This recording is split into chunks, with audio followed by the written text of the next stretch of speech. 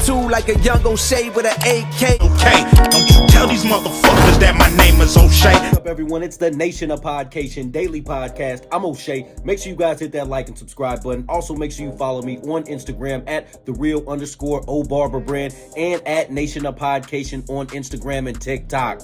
Hip-hop superstar and recently released from 12 years of incarceration, BG talks about recording his most known album, Chopper City in the Ghetto, while being signed with Cash Money during their early years. Now, as we all know, BG was one of the first artists on Cash Money Records. He released his first album, True Story, at 14 years old alongside a 12-year-old Lil Wayne. He released the classic Southern album, Chopper City, at 16, which took over the Southern airwaves and really stamped BG as a street legend. Now, it's crazy to me that folks don't really mention BG as a kid rapper, like a Bow Wow, Romeo, Chris Cross, a Lil Wayne, but what separates him is the content. He wasn't rapping about the bubblegum cookie cutter nursery rhymes. He was rapping about real street life from a real seasoned street veteran perspective. Then he followed that effort up with 2 releases in 1997. It's All on You, Volumes 1 and 2. Now, by this point, the Southern streets were behind BG and he was a regional superstar. In March of 1998, Cash Money signed their Universal deal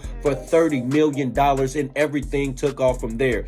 Every album that they dropped after that was a classic album. The Big Timers, How You Love That, Volume 2, Juvenile's 400 Degrees, and then there's the third release after the Universal deal, BG's follow-up to Chopper City in the Ghetto. Now, this is BG's most known album, and it had the hit single Bling Bling on there, which took over the airwaves, made national media, and helped make Cash Money the powerhouse that we know today. In a recent interview, BG talks about recording the classic album, Chopper City in the Ghetto, recording with the Hot Boys and the Cash Money early days. Let's tune in.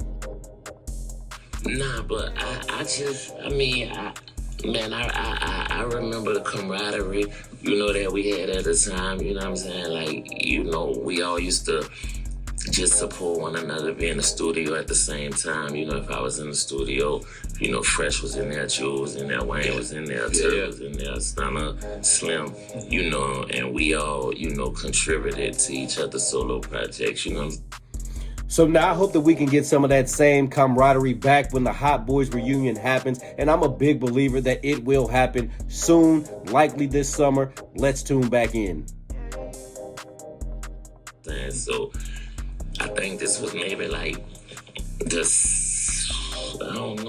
second, third album on our deal or whatever. But yeah, I just remember just going in there, really just doing me, man. Just picking up from where I left off the first Chopper City album, because I dropped the first original Chopper City in '96.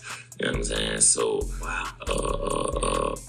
See, BG is a street legend. He's been doing it for a long, long time. I mean, if you think 1996, he was just a kid. He was a youngster, 16 years old, dropping real street lyrics. Let's tune back in.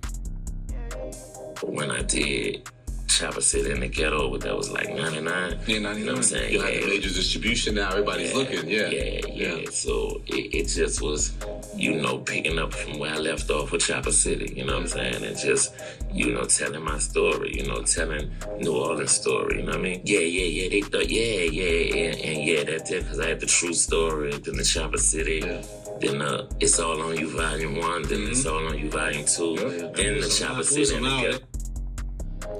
Now, I know those studio sessions had to be fire. I mean, you had BG in there with Lil Wayne, Turk, Juvenile, Maney Fresh on the beats, Birdman and Slim in the back, Mastermind and everything. I just can't imagine how dope those studio sessions were, where everybody's on the same page, working towards the same goal. So there you have it. Like I said, to have a Hot Boys reunion in 2024 would be dope, and I believe it will happen. I'm looking forward to BG's next project, whether it be a Hot Boys album, whether it be a solo album, Heart of the Streets Volume 3. Whenever BG drops his next album, I'm going to be looking forward to it. I like that Chopper Offers and Bricks, he came out with Gucci Mane since he's been home from jail. So shout out to BG with that effort, but I'm looking forward to the next step. Now, this Hot Boys reunion, it is going to happen. It's not a if, it's a when it's going to happen. I can guarantee you by this summer, everybody's differences will be put aside and everybody will be back on the same page again. Now, everybody from ages 28 to 55, they going to feel like they back in their primes again, because it's going to feel like old school, because we're going to have the Hot Boys back together. It's going to be one of them summers. They going to have Fresh on the beat, so I'm looking forward to see what they do. And we also got the Big Timers reunion, so that's the first domino that is falling in this Cash Money Millionaires reunion. I'm looking forward to it. Nation, what do you think about BG's comments? What do you think about BG as an artist? Do you like his new music? How do you feel about his old music? Which one of the Chopper cities do you like the best? Do you like Chopper City or Chopper City in the Ghetto? Nation, let me know in the comment section down below. Make sure you guys hit that like and subscribe button on your way out. Peace. O'Shea and I have been kicking it strong for a minute now. O'Shea doesn't drink. He doesn't smoke. O'Shea is a professional model. Attitude like a young O'Shea with an AK. Okay, don't you tell these motherfuckers that my name is O'Shea.